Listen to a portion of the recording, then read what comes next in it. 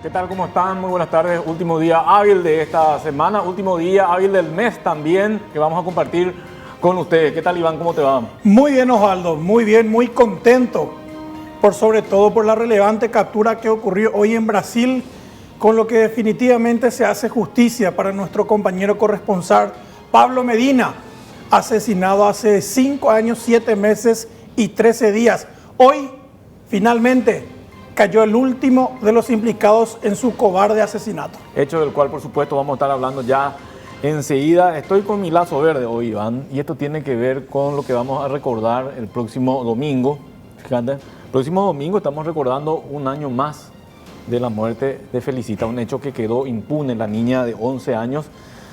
Una situación que recordarás ocurrió en Yaguarón y que, si bien se identificó al supuesto autor, hasta el momento nada se sabe de él. Y hay toda una campaña que se denomina Todos Somos Responsables, que en este año 2020 lleva el lema Hacé tu parte, y tiene que ver con lo que precisamente estábamos mencionando, Iván, y justo en un momento, digo, en que nada sabemos tampoco de Juliet.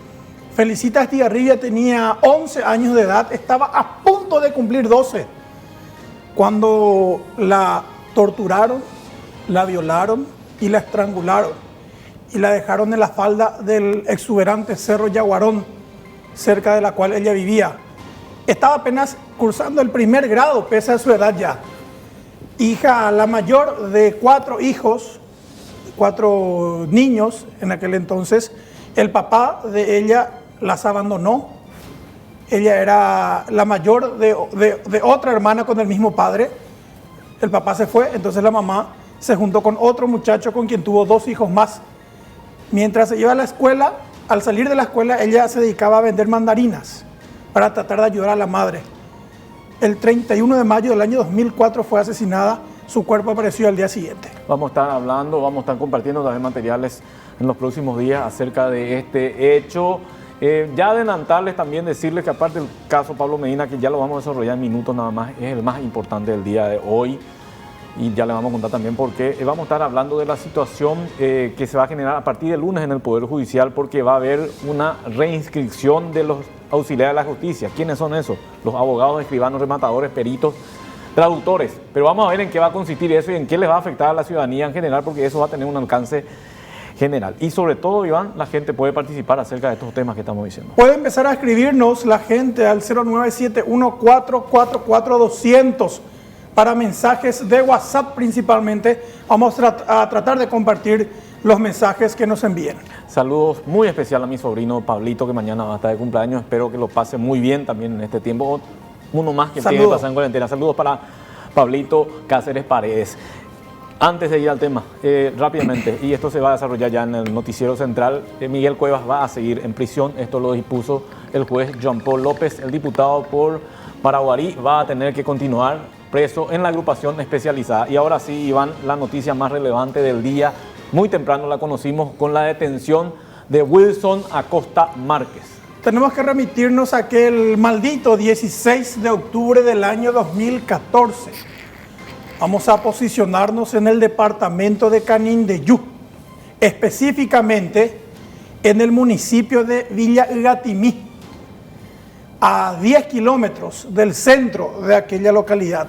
Tomamos como referencia el tramo de la Ruta 3 y la capital de Canindeyú, que es Salto del Guairá, ciudad fronteriza con el Brasil. Vemos el tramo de la Ruta 3 y ahí vemos el tramo de la Ruta PY08. Tomamos como referencia los distritos de Curuguatú, Villa Igatimí, Eupejú. Esa parte más oscura es puro monte, son las 65.000 hectáreas de la reserva en Baracayú. Pablo Medina, nuestro compañero corresponsal, estaba regresando de hacer una serie de notas en comunidades rurales. Le faltaban 10 kilómetros para alcanzar el centro de Villa Igatimí y después de ahí otros 35 hasta su base en Curuguatú. Un grupo de sicarios que operaba principalmente en Ipejú, que es el municipio paraguayo fronterizo con el brasileño Paraños, atacaron a nuestro compañero corresponsal. Le mataron con disparos de escopeta y de pistola. En el mismo ataque, en la misma emboscada, murió la acompañante de Pablo, Antonia Maribel Almada Chamorro, y una hermana de esta que viajaba en el asiento trasero de la camioneta L200 sobrevivió porque los matones no pudieron verla. Entonces ella contó todo lo que sucedió aquella tarde. A las 14:32 fue asesinado nuestro compañero. Fue asesinado nuestro compañero. Una larga historia hay detrás de todo eso, Iván. Pero hay que recordar que el primero en caer fue su hermano, que se llama Vilmar Acosta Márquez, y que probablemente sea el que más le conozca a la gente porque él logró ser extraditado, o se lo logró extraditar a nuestro país y cumple condena en Paraguay. 4 fueron los autores o los implicados de manera directa en este hecho. Ahí vemos la placa, podemos sacar por favor el zócalo. Vilmar Acosta Márquez era el entonces intendente de Ipejú. Desde su feudo, desde la estancia Dos Naciones de su familia, él monitoreó por teléfono el asesinato de nuestro compañero corresponsal, que fue ejecutado por su hermano mayor, Wilson Acosta Márquez, y por el sobrino de ambos, Flavio Acosta Riveros. Neneco, en todo momento, durante el operativo criminal, estuvo acompañado de su chofer, Arnaldo Javier Cabrera López. De hecho, Neneco usó el celular del chofer para monitorear el crimen. Ahí vemos los principales momentos en el atentado que cegó la vida, no solamente de nuestro compañero, sino también de su acompañante. Básicamente te explico. Pablo se fue a hacer una serie de notas, por ejemplo, en la colonia Crescencio González, ya en el límite entre San Pedro y Canindeyú.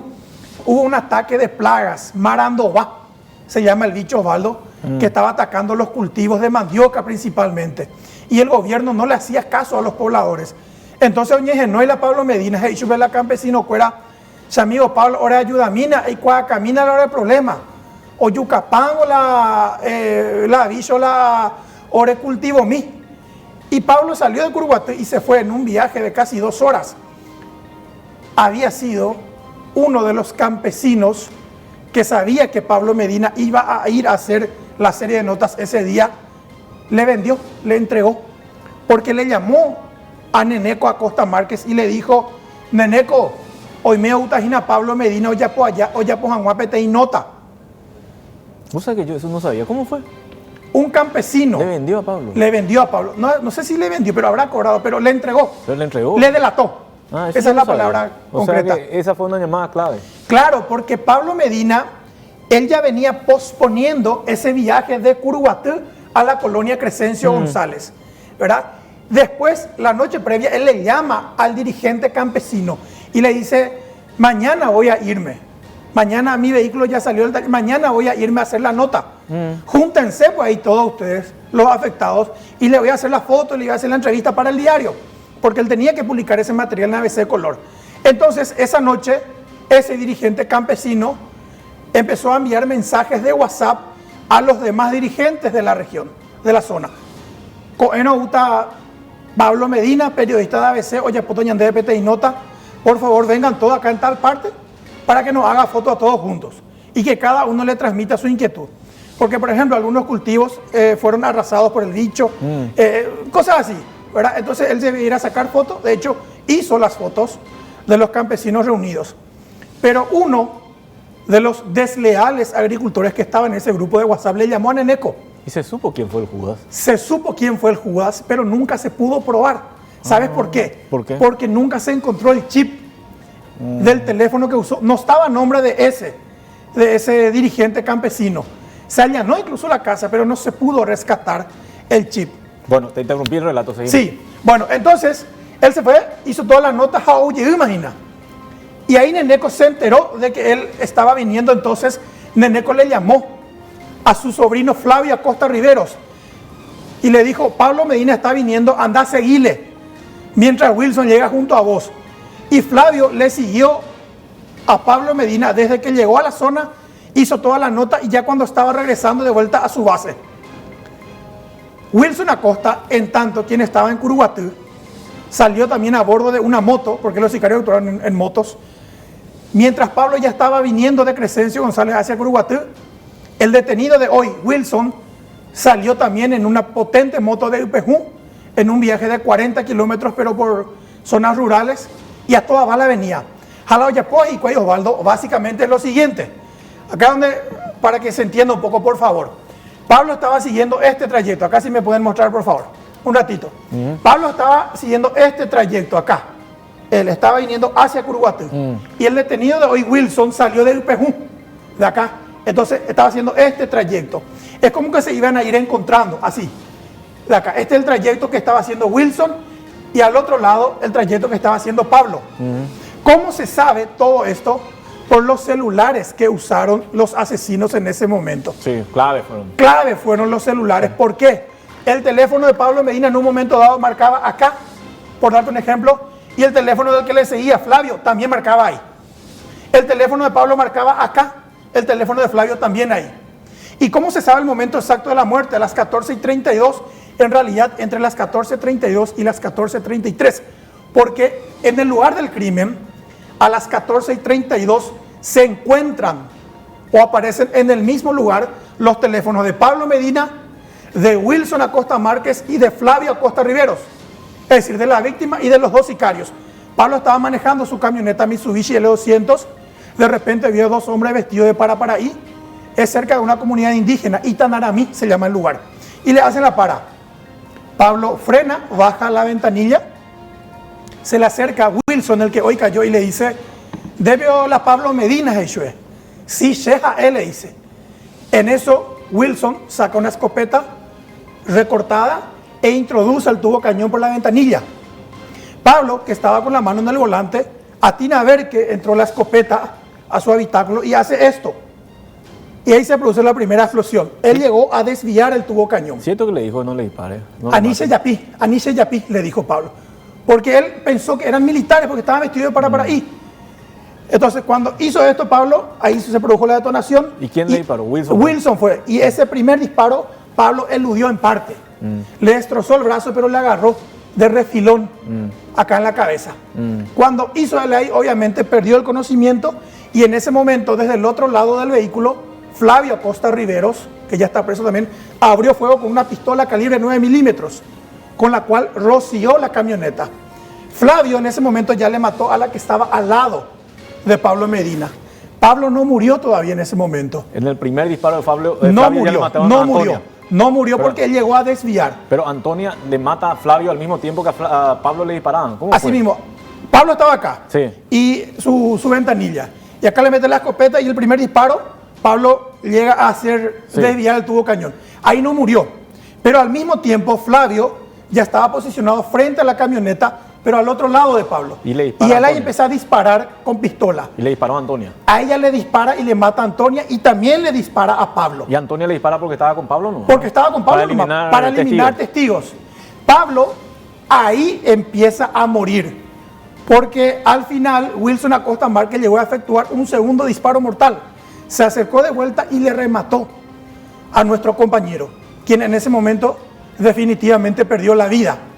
Aparentemente Pablo llegó a intentar sacar un arma porque su mano se encontró, ¿cómo se llama el habitáculo? El cajoncito que tienen las camionetas para sacar algo de ahí. Porque se encontró su mano como que intentando sacar. No se sabe si él llevaba un arma, y si llevaba un revólver, probablemente algunos de los que llegaron primero a la escena robaron el arma de Pablo Medina. Él quedó en el volante, Antonia Maribel Almada quedó también en el habitáculo, en la cabina, ambos muertos. Atrás estaba Osvaldo, la hermana de Antonia, que viajaba con ellos, y ella al escuchar los tiros se tiró al plan de la camioneta. Y no la vieron. La camioneta tenía polarizado oscuro, entonces no la vieron. Los sicarios ahí le controlaron a Pablo, subieron a una moto, ambos subieron a sus motos y escaparon. Del lugar del crimen escaparon hacia Ipejú. Pero ella las vio, ¿no? Ella les vio a ambos, pero los matones no le vieron a ella. Por eso es que la testigo contó hasta cuál fue la conversación, cuál fue la última palabra de Pablo, la última frase, Anine Sheyapi. Esa fue la última frase. Los teléfonos de los dos matones posteriormente vinieron desde el lugar del crimen 10 kilómetros hasta Villagatimí y después arribaron hacia Ipejú. ¿Cómo se comprueba eso? Otra vez por lo mismo. Las celdas de las comunicaciones de ambos iban dando que se estaban yendo hacia Ipejú. Una vez consumado el crimen, Wilson, el detenido de hoy, le llama a su hermano Vilmar y le dice: ya está hecho el trabajo, ya habían matado a nuestro compañero periodista. ¿Qué contesta Vilmar? Beleza pura, fue la respuesta que dio el entonces intendente. ¿Cómo se supo eso? Porque el chofer de Vilmar estaba al lado y él escuchó cuando contestó esa comunicación y después lo declaró de esa misma manera en el juicio. Y el teléfono del chofer de Vilmar fue el utilizado por Vilmar, dicho sea de paso. Vilmar no quería dejar huella, entonces usaba el teléfono de su chofer y él estaba todo el tiempo al lado, por eso es que él cuenta después.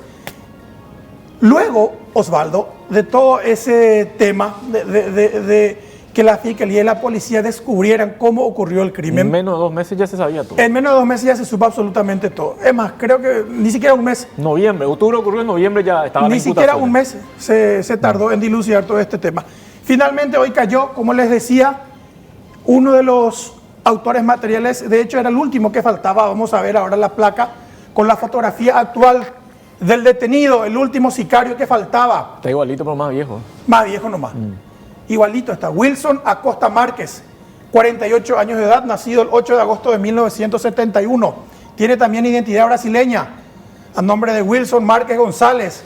Y hoy fue sorprendido en posesión de una cédula brasileña falsa, a nombre de Francisco Ferreira, que él mismo dijo compró por 600 reales.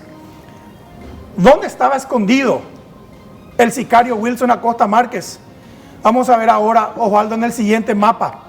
Él fue detenido a 1160 kilómetros de Ipejú, del feudo del clan Acosta. Estaba escondido en una localidad rural llamada Chapada dos Guimaraes. Acá vemos el mapa. Se debe atravesar primero el estado de Mato Grosso del Sur hasta llegar al siguiente estado, Mato Grosso. 1160 kilómetros, te decía, desde Ipejú hasta el municipio de Chapada dos Guimaraes. Queda a 70 kilómetros de Campo Verde, el municipio de referencia, y a 60 de Cuiabá, que es a su vez la capital del estado de Mato Grosso. Como referencia, en el camino tomamos la ciudad de Campo Grande, que es la capital del estado de Mato Grosso del Sur. En este punto estaba escondido Wilson Acosta Márquez, mi querido Osvaldo. ¿En qué situación fue detenido, Iván? ¿Qué se sabe de la detención de él? ¿Cómo lo encontraron? El fin de semana. Él estaba escondido en una pequeña granja, instalado con toda su familia. Tenía una esposa o una mujer, hijos, incluso pequeños. Hacía su vida como un brasileño más. El fin de semana aparentemente tuvo un problema con alguien. Aparentemente Oñorairo y mí. Y esa persona contra la que se peleó, va, oye, Osvaldo, oye, pichá. Y el lunes se presentó ante la policía de Campo Verde, ante la policía militar y ante la delegación de la policía local. Y dijo, vengo a dar un dato. Allá en tal parte está escondido un criminal buscado en Paraguay por el asesinato de un periodista. Jornalista, dijo, porque así se dice en portugués. Sí. Entonces, ese mismo lunes, al procesar la información entregada por el informante, los efectivos de la policía militar, de la delegación de Campo Verde, sumaron a su investigación a elementos de la policía civil, otra de las fuerzas de seguridad. Recolectaron todos los materiales que pudieron y se contactaron con policías del departamento de Interpol de Paraguay. Hablaron con el jefe de operaciones de esa unidad, del subcomisario Heriberto Martínez. Le preguntaron, subcomisario, acá llegó un informante y nos dijo que tiene la información y la ubicación de un tal Wilson Acosta. Más peaje y sube la policía brasileña, Cuera Osvaldo. Heriberto Martínez le dijo, ese es uno de los criminales más buscados del Paraguay. Respondió. Inmediatamente el policía paraguayo comunicó la novedad a su jefe, al titular de Interpol, el comisario principal Wilberto Sánchez, y ambos agilizaron todas las documentaciones pertinentes. Así enviaron los policías de Interpol todos los documentos necesarios a las policías de Brasil. Y digo las policías porque hay por lo menos 3 cuerpos diferentes. Repito, la delegación de Campo Verde, la policía civil y la policía militar. En cuestión de 48 horas, las fuerzas de seguridad de Brasil tenían identificado el lugar donde estaría escondido el criminal paraguayo y tenían la localización exacta de cómo vivía, qué hacía. PTI Cerro, vos sabés que una cordillera exuberante, Osvaldo, la que rodea al lugar donde él estaba viviendo. Había un problema. Va ese yiqueta Pepe, porque ya hay que cuevo y hay pillatas de la policía brasileña. Una zona de serranías. muy similar a Ipejú, está en un lugar alto. Empezaron a cranear cómo podían entrar. La policía paraguaya advirtió, él es un objetivo de alto quilaje para el gobierno de Paraguay. Entonces los brasileños tomaron en serio la cosa. Descubrieron una única manera de entrar a la zona Osvaldo, en un transporte escolar. Hay que tener en cuenta que por el tema de la pandemia todavía no se reanudaron las clases en varias regiones del Brasil. Pero los policías brasileños se arriesgaron y así esta madrugada, fíjate la foto, entraron esta madrugada con un transporte escolar estatal. Fíjate, ¿qué dice ahí? Caminho Escolar. Camino da Escola. Este es uno de los, así como vemos en las películas en Estados Unidos, los transportes escolares que entran a comunidades rurales y van levantando, van recogiendo a los niños para llevarlos a la escuela. Bueno, y en este vehículo y con este panorama hoy empezaba la operación, poco antes de que amaneciera. Fíjate, Osvaldo, la región cómo es. Esto fue alrededor de las 6 de la mañana de hoy. Foto tomada por los propios intervinientes de las policías civil y militar. Llegaron hasta el escondite de Wilson Acosta Márquez y se desplegaron desde este transporte escolar para no llamar la atención porque sabían que Wilson podría tener campanas. Y finalmente irrumpieron en la precaria locación y lo capturaron a él, a uno de sus hijos, a su señora, incluso había un bebé. Desde un principio los intervinientes sabían quién era el objetivo. Wilson es ese, el de remera negra con rayas rojas y blancas. Cuerpo a tierra, preso, quieto ahí. El protocolo operativo correspondiente.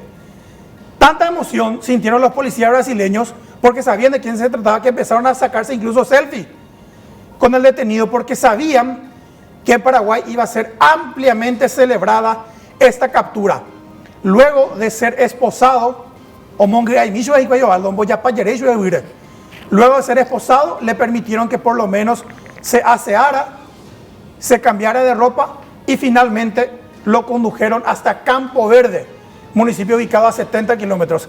Ese era su aspecto inmediatamente después de ser detenido, hasta que finalmente sus familiares le entregaron algunas pocas pertenencias. A ella le vemos cambiado de ropa, ya con un kepi distinto. Una escena muy dramática se vivió en ese momento. Su señora fue a abrazarlo, lloraron juntos y se despidieron. Disculpame, Osvaldo, este infeliz no tuvo en cuenta esa misma sensación, esa misma situación cuando mató a Pablo Medina y dejó desamparados a su viuda, a su hija mayor, a su otra hija y a su otro hijo. En carne propia seguramente hoy sintió Wilson Acosta Márquez lo que es despegarse finalmente del seno familiar. Efectivos de las policías civil y militar, a ella le leen sus derechos a Wilson Acosta Márquez y paradójicamente lo llevaron en el mismo transporte escolar, es decir, ellos no entraron en patrullera. Ahí vemos el momento de la despedida de Wilson Acosta Márquez, el asesino de Pablo Medina y de Antonio Almada, quien fue finalmente conducido en un vehículo de transporte de escolares, hoy en el municipio de Chapada dos Guimaraes, en el estado de Mato Grosso, a 1170 kilómetros de Ipejú. Un detalle más nomás para agregar, Iván, a toda esta historia. Estaba hablando con la fiscal general del Estado, Sandra Quiñones. Ella estuvo también en la investigación con Lorenzo Lescano y otro fiscal que a lo mejor me estoy olvidando. Néstor Cañete también inició la investigación. Cierto. Cristian Roy inicialmente también. Sí, estuvieron trabajando en un principio y me decía que alguna vez los policías le dijeron que también ellos le tenían jurada a Wilson Acosta Márquez por la muerte de un policía civil. Marcilio de Souza se llama, asesinado el 12 de febrero del año 2014 en Paraños, frente a Ipejú. Él estaba investigando la incautación de un vehículo marihuanero perteneciente al clan Acosta Márquez. Y por eso el propio Wilson Acosta Márquez le mató con la misma escopeta con la cual 4 años después le mataría también a Pablo Medina. Ahora, la extradición de él está muy difícil, hay que decirlo ya, eso, y no sé siquiera si va a solicitar Paraguay o no, porque se lo considera como ciudadano brasileño a Wilson Acosta Márquez, a diferencia de Vilmar Acosta Márquez, que sí pudo ser extraditado por pruebas que él mismo brindó en su momento a la justicia, pruebas que lo reconocían a él como ciudadano paraguayo. Wilson Acosta Márquez, de este modo, es el último detenido en la causa de Pablo Medina. Ya cayó, primero había caído su hermano, Vilmar Acosta Márquez, el autor intelectual, cayó en Carapó, Brasil, está condenado a 39 años de encierro en total. Después cayó en Pato Branco, también Brasil, Flavio Acosta Riveros, otro de los autores materiales. Arnaldo Cabrera, el secretario de Vilmar, ya había sido detenido igualmente en Ipejú el 8 de diciembre de ese mismo año 2014. Y ahora, con la detención finalmente de Wilson, se cierra el círculo. De este modo, para la policía y la Fiscalía de Paraguay, el caso de Pablo Medina y Antonio Almada finalmente tiene un cierre definitivo con la detención del último implicado directo. Ahí vemos el lugar donde había caído, por ejemplo, Osvaldo, Vilmar Acosta Márquez, municipio de Carapó. Esta es la publicación de ABC Color del día siguiente. Cae el asesino de Pablo, pero Brasil no lo entrega. Era una premonición de lo que sucedería. 8 meses tardó Paraguay en conseguir la extradición. No fue mucho, ¿eh? Te tengo que decir, no fue mucho. ¿Y qué pasa ahora con Wilson, Osvaldo? Eso te quería explicar. No. Él tiene una cédula paraguaya auténtica, Wilson Acosta Márquez, nacido 8 de agosto del 71 en Ipejú. Pero también tiene una cédula auténtica brasileña, Wilson Márquez González. ¿Cuál es la trampita que podemos utilizar a nuestro favor si los brasileños nos quieren ayudar? Él tenía un registro general, una cédula brasileña falsa a nombre de Francisco Ferreira. Él reconoció que pagó solamente 600 reales por ella, por esa cédula brasileña. Si es que los brasileños quieren ser calidad con nosotros, Osvaldo, van a tener en cuenta ese documento falso que él exhibió y tendrían que expulsarlo por permanencia ilegal en Brasil. Ahora, si se aferran al tecnicismo característico de los brasileños, bien, ellos pueden considerar que es un ciudadano de ese país y dejarlo preso en su territorio. Así como hasta ahora está preso Flavio Acosta Riveros, quien cayó el 9 de enero del año 2016 en Pato Branco, estado de Paraná. Y a él sí le reconocieron su nacionalidad brasileña, pese a que nació en Paraguay. El tema es que él igualmente tenía una cédula brasileña legal. Entonces, a diferencia de Neneco, que sí vino a Paraguay, su sobrino Flavio tiene que ser juzgado en Brasil. Lo mismo puede ocurrir ahora con Wilson. Hay que ver si viene a Paraguay finalmente o si termina siendo juzgado en territorio brasileño. Y ya te adelanto, Fiscalía no va a pedir extradición de Wilson para Fiscalía, y desde un principio fue esto. Él es ciudadano brasileño, no van a estar entrando en eso, sino que ya va a enviar los documentos necesarios para que se lo juzgue en Brasil. Lo de Vilmar Acosta Márquez, y me consta esto, fue muy duro probar que fue ciudadano, que era ciudadano paraguayo. Facilitó porque él hizo declaraciones ante la justicia electoral, una y otra ante la justicia ordinaria. Una para decir que él podía ser intendente porque es paraguayo, él fue intendente de Ipejú, y otra para querellar al mismo Pablo Medina. Entonces dejó campo abierto con las evidencias para presentarlo a la justicia de Brasil. En este caso, de un principio, no hay una situación que lo envuelva a Wilson Acosta Márquez. Y lo que vos estás diciendo, Iván, y ya vamos cerrando con esto, el tema de la expulsión no es una cualidad precisamente de la justicia brasileña, expulsar a personas que ellos consideran que incurrieron en la ilegalidad si es que son ciudadanos de ese país.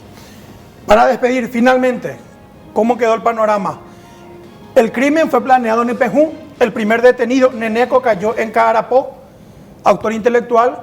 El primer autor material preso, Flavio, cayó en Pato Branco, y hoy el otro autor material cayó finalmente en Chapada dos Guimaraes. Los 3 principales involucrados fueron arrestados en territorio brasileño. Por supuesto que vamos a seguir con este tema en el transcurso de los próximos programas, no solamente porque Pablo Medina era periodista, era nuestro amigo, era una gran persona, y de alguna forma ese atentado simbolizó lo que ya todos conocemos hoy en día, que se llama narcopolítica. Cumplimos con la pausa.